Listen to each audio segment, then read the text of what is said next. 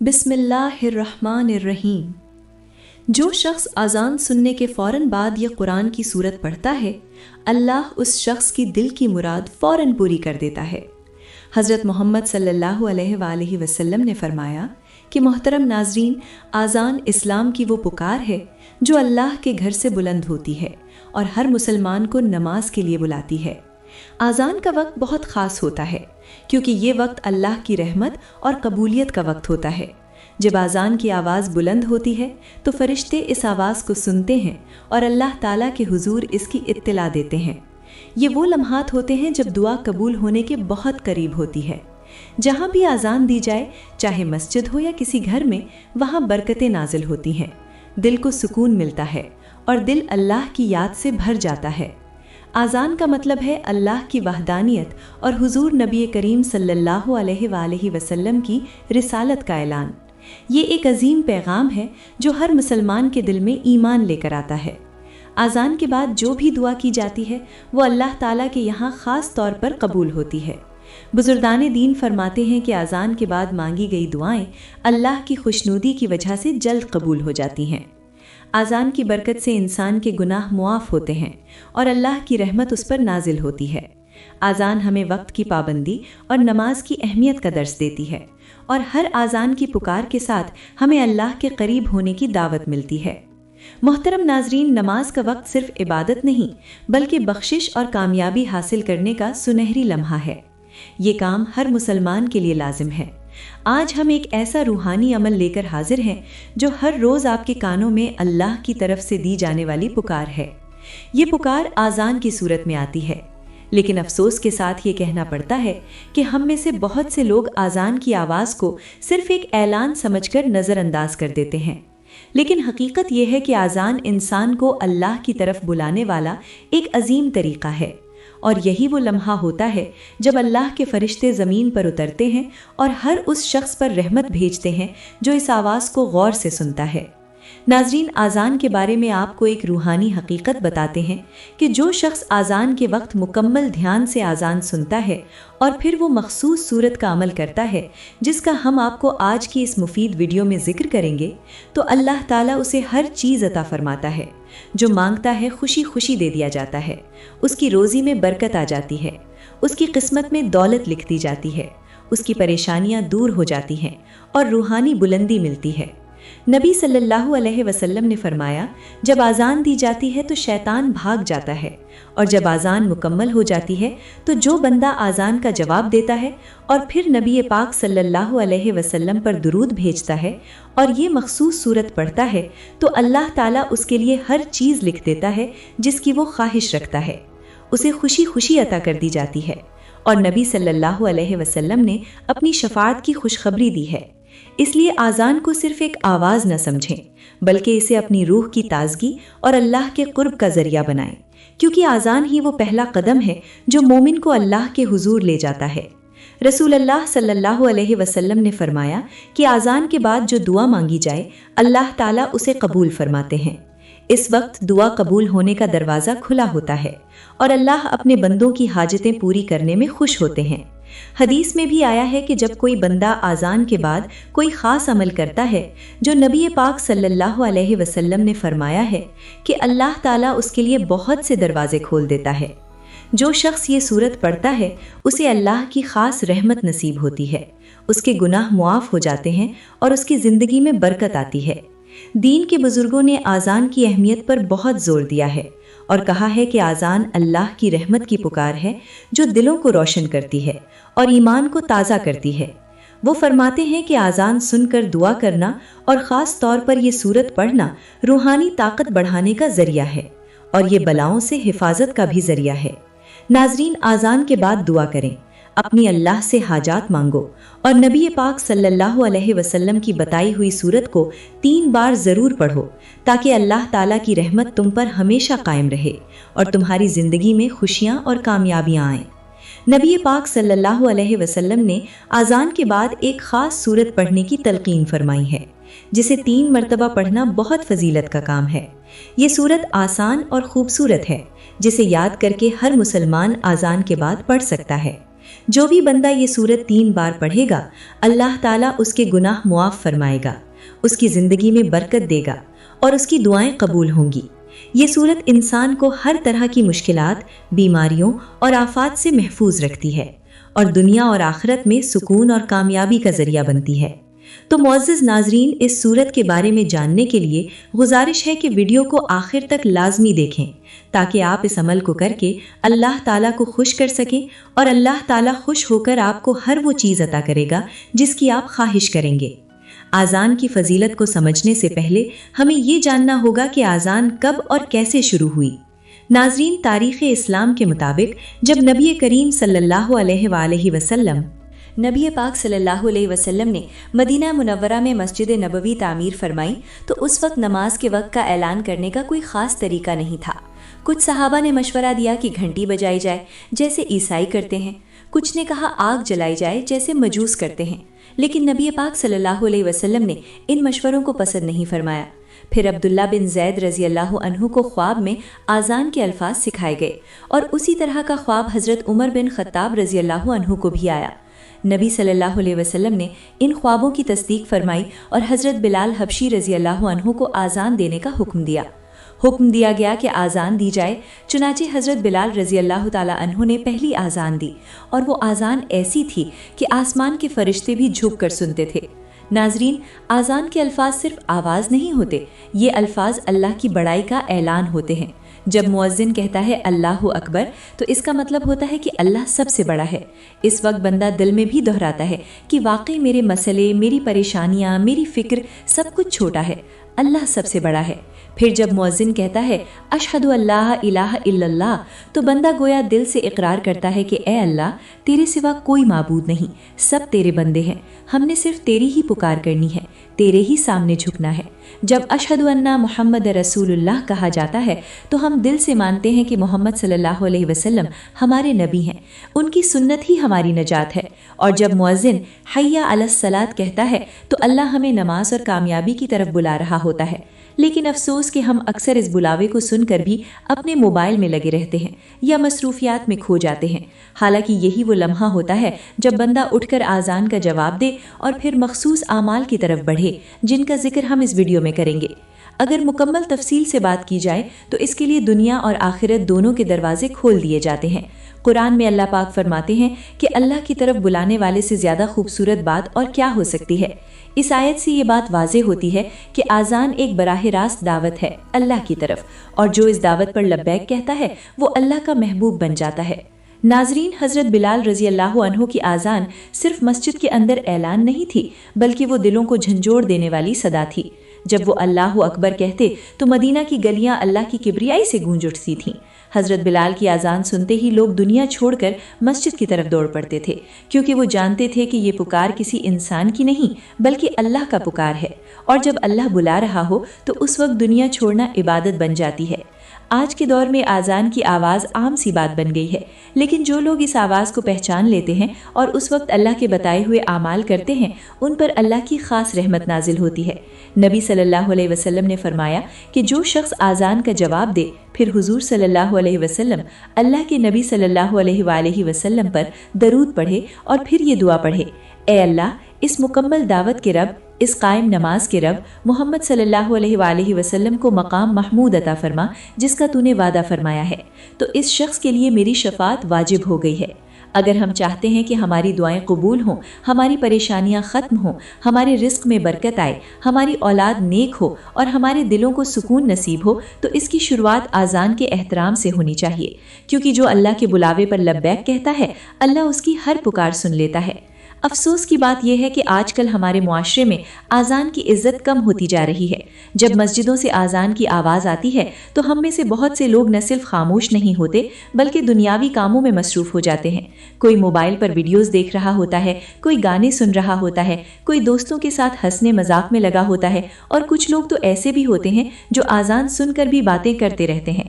حضرت علی رضی اللہ عنہ فرماتے ہیں کہ جب آذان کی آواز سنی جائے تو زبان بند کر دو اور دل سے اللہ کو یاد کرو، کیونکہ یہی وہ وقت ہے جب انسان اللہ کے سب سے قریب ہوتا ہے۔ نبی صلی اللہ علیہ وسلم نے فرمایا، جب تم اذان دیتے سنو تو تم بھی ویسے ہی کہو جیسے وہ کہتا ہے۔ ایک اور حدیث میں فرمایا، جو شخص اذان کا جواب دیتا ہے اس کے لیے جنت واجب ہو جاتی ہے۔ غور کرو کہ اذان کا جواب دینا کوئی عام عمل نہیں بلکہ جنت کا دروازہ کھولنے والا عمل ہے۔ لیکن ہم میں سے کتنے لوگ ہیں جو یہ نعمت حاصل کرتے ہیں؟ نبی صلی اللہ علیہ وسلم نے فرمایا، جو شخص اذان کا صحیح جواب دے، پھر مجھ پر درود بھیجے، پھر اذان کے بعد کی دعا پڑھے تو میرے لیے شفاعت ہے، یہ ضروری ہو جاتی ہے۔ اگر ہمیں معلوم ہو جائے کہ اذان کا جواب دینے والوں کو کیا کچھ ملتا ہے تو کبھی بھی اس آواز کو معمولی نہ سمجھیں۔ حدیث میں آتا ہے کہ جو شخص اذان کا جواب دیتا ہے اللہ تعالیٰ اس کے لیے جنت میں ایک محل تیار کرتا ہے، اور جو شخص اذان کے وقت دعا کرتا ہے اس کی دعا قبول ہوتی ہے۔ ایک اور بات بھی یاد رکھیں، نبی کریم صلی اللہ علیہ وسلم نے فرمایا کہ اذان اور اقامت کے درمیان جو دعا مانگی جاتی ہے وہ رد نہیں کی جاتی، لیکن شرط یہ ہے کہ اذان کا احترام کیا جائے، خاموشی سے سنی جائے، جواب دیا جائے اور پھر دل سے دعا کی جائے۔ چلو آج ہم اذان کے وقت باتوں میں لگے رہتے ہیں یا کبھی ہنسی مذاق میں مصروف ہوتے ہیں، اور شیطان ہمیں یہی سکھاتا ہے کہ ابھی وقت ہے، ابھی نماز میں دیر ہے، لیکن حقیقت یہ ہے کہ یہی چند لمحے ہماری قسمت کے دروازے کھول سکتے ہیں۔ جو اذان کا جواب دیتا ہے اس کے رزق میں برکت ڈال دی جاتی ہے، اس کی قسمت میں بھلائی لکھی جاتی ہے، اس کے چہرے پر نور آ جاتا ہے اور اللہ اسے اپنا قریب بندہ بنا لیتا ہے۔ معزز ناظرین، اب ہم جانتے ہیں کہ وہ بابرکت سورت مبارکہ کون سی ہے جسے اذان کے وقت پڑھنے سے اللہ کریم خوش ہو کر انسان کی قسمت میں رزق اور دولت لکھ دی جاتی ہے، قسمت میں خوشیاں لکھی جاتی ہیں، اس کی پریشانی ختم کر دی جاتی ہے اور اسے روحانیت کی بلندیوں تک پہنچا دیا جاتا ہے۔ یہ کام اپنانے سے انسان نہ صرف اللہ کے قریب ہو جاتا ہے بلکہ اس کی دنیاوی زندگی میں بھی سکون، برکت اور آسانیاں آ جاتی ہیں۔ میرے عزیزو، سب سے پہلے ہمیں اذان کے وقت کے آداب کو سمجھنا ہوگا تاکہ ہم جان سکیں کہ ان کاموں کو کرنے کا اصل فائدہ کیا ہے۔ اذان کے وقت انسان پر لازم ہے کہ وہ تمام دنیاوی مصروفیات چھوڑ دے، بات چیت بند کر دے، موبائل رکھ دے اور دل کو اللہ کی طرف جھکا لے۔ اذان اور مؤذن کی آواز کو غور سے سنو۔ نبی صلی اللہ علیہ وسلم نے فرمایا، جب تم اذان سنو تو مؤذن کے الفاظ کے ساتھ تم بھی وہی الفاظ کہو۔ اسی طرح آپ صلی اللہ علیہ وسلم نے فرمایا کہ اذان اور اقامت کے دوران جو دعائیں مانگی جاتی ہیں وہ قبول کی جاتی ہیں۔ تو جو شخص اذان کے وقت خاموش رہتا ہے اس کا دل اللہ کی طرف مائل ہوتا ہے، اور یہی وہ لمحہ ہوتا ہے جب اللہ کی خاص توجہ بندے کی طرف ہوتی ہے۔ اب ہم ان کاموں کی بات کرتے ہیں جو ہر مسلمان کے لیے ضروری ہیں اور جو اذان کے فوراً بعد ادا کیے جائیں تو اللہ تعالیٰ دنیا اور آخرت میں کامیابیوں کے دروازے کھول دیتا ہے۔ سب سے پہلا عمل اذان کا جواب دینا ہے۔ جو سب سے پہلا کام اذان کے وقت لازمی طور پر کرنا چاہیے وہ ہے اذان کا جواب دینا۔ جب مؤذن اذان دے رہا ہو تو آپ بھی اس کے الفاظ دہرائیں، جیسا کہ نبی صلی اللہ علیہ وسلم نے فرمایا، جب مؤذن کہے اللہ اکبر اللہ اکبر تو آپ بھی یہی کہیں، اللہ اکبر اللہ اکبر۔ اسی طرح حی علی الصلاۃ اور حی علی الفلاح پر لا حول ولا قوت الا باللہ کہنا ہے اور باقی تمام الفاظ مؤذن کے ساتھ دہرانے ہیں۔ لوگ یہ عمل چھوٹا سمجھتے ہیں لیکن اس میں اللہ کی محبت چھپی ہوئی ہے۔ جب بندہ مؤذن کے ساتھ الفاظ کو دہراتا ہے تو گویا وہ دل سے اللہ کی کبریائی کا اعلان کر رہا ہوتا ہے۔ اس عمل کے دنیاوی فائدے یہ ہیں کہ جو شخص اذان کا جواب دیتا ہے اس کے دل میں نور داخل ہو جاتا ہے، اس کی زبان سے نکلے ہوئے الفاظ اللہ کے یہاں محفوظ ہو جاتے ہیں، فرشتے اس کے لیے دعائیں کرتے ہیں، اس کے رزق میں اضافہ ہوتا ہے اور اللہ اس کی نیتوں میں اخلاص ڈال دیتا ہے، اور وہ کام جو اس کے لیے مشکل ہوتے ہیں آسان ہو جاتے ہیں۔ اور آخرت کے فائدے یہ ہیں کہ حدیث کے مطابق جو اذان کا جواب دیتا ہے اس کے لیے جنت واجب ہو جاتی ہے۔ دوسرا عمل اذان کے فوراً بعد درود شریف پڑھنا ہے۔ دوسرا بابرکت عمل جو اذان کے فوراً بعد کرنا چاہیے وہ نبی صلی اللہ علیہ وسلم پر درود بھیجنا ہے۔ نبی صلی اللہ علیہ وسلم نے فرمایا کہ جو شخص اذان کا جواب دے اور پھر مجھ پر درود بھیجے، اللہ تعالیٰ اس کے لیے 10 رحمتیں نازل فرماتا ہے، اس کے 10 درجات بلند کرتا ہے اور اس کے 10 گناہ معاف کر دیتا ہے۔ اذان کے بعد درود شریف پڑھنا صرف زبان کا عمل نہیں بلکہ دل کی عقیدت کا مظہر ہے۔ یہ عمل اللہ کی رحمت کو بلاتا ہے، اور جب بندہ اذان کے بعد درود شریف پڑھتا ہے تو اس سے دل نرم ہو جاتا ہے اور اس کی دعائیں قبول ہونے لگتی ہیں، اور اس پر نبی صلی اللہ علیہ وسلم کی شفاعت لازم ہو جاتی ہے۔ آخرت کا فائدہ یہ ہے کہ نبی پاک صلی اللہ علیہ وسلم خود اس بندے کے لیے شفاعت فرمائیں گے اور اللہ کے ہاں اس کے گناہوں کی معافی کا سبب بنے گا۔ صحابہ اکرام کی زندگیاں اس بات کا عملی ثبوت تھیں۔ حضرت انس رضی اللہ تعالی عنہ فرماتے ہیں کہ ہم نبی صلی اللہ علیہ وسلم کی محبت میں اذان کے فوراً بعد دعا پڑھتے تھے اور پھر آپ کے لیے دعا کرتے تھے کہ اللہ آپ کو وہ مقام محمود عطا فرمائے جو آپ کے لیے وعدہ کیا گیا ہے۔ اگر ہم چاہتے ہیں کہ نبی صلی اللہ علیہ وسلم ہماری سفارش کریں، ہمارے گناہوں کی معافی ہو اور اللہ ہمیں اپنی خاص رحمت سے نوازے، تو اذان کے بعد دعا پڑھنا ہماری عادت بننی چاہیے۔ ثواب کے طور پر ایک بار میرے ساتھ بھی درود پاک پڑھ لیں۔ اللہم صلی علی محمد وعلی آل محمد کما صلیت علی ابراہیم وعلی آل ابراہیم انک حمید مجید۔ اللہم بارک علی محمد وعلی آل محمد کما بارکت علی ابراہیم وعلی آل ابراہیم انک حمید مجید۔ تیسرا عمل اذان کے بعد کی مسنون دعا پڑھنا ہے۔ اذان مکمل ہونے کے بعد نبی کریم صلی اللہ علیہ وسلم نے ایک ایسی دعا سکھائی ہے جس کے بارے میں فرمایا کہ جب تم اذان سنا کرو تو جیسا وہ کہتا ہے ویسا ہی کہو، پھر میرے اوپر درود پڑھو، پھر اللہ سے میرے لیے وسیلہ مانگو، کیونکہ جو میرے لیے وسیلہ مانگے گا اس کے لیے میری شفاعت لازم ہو جائے گی۔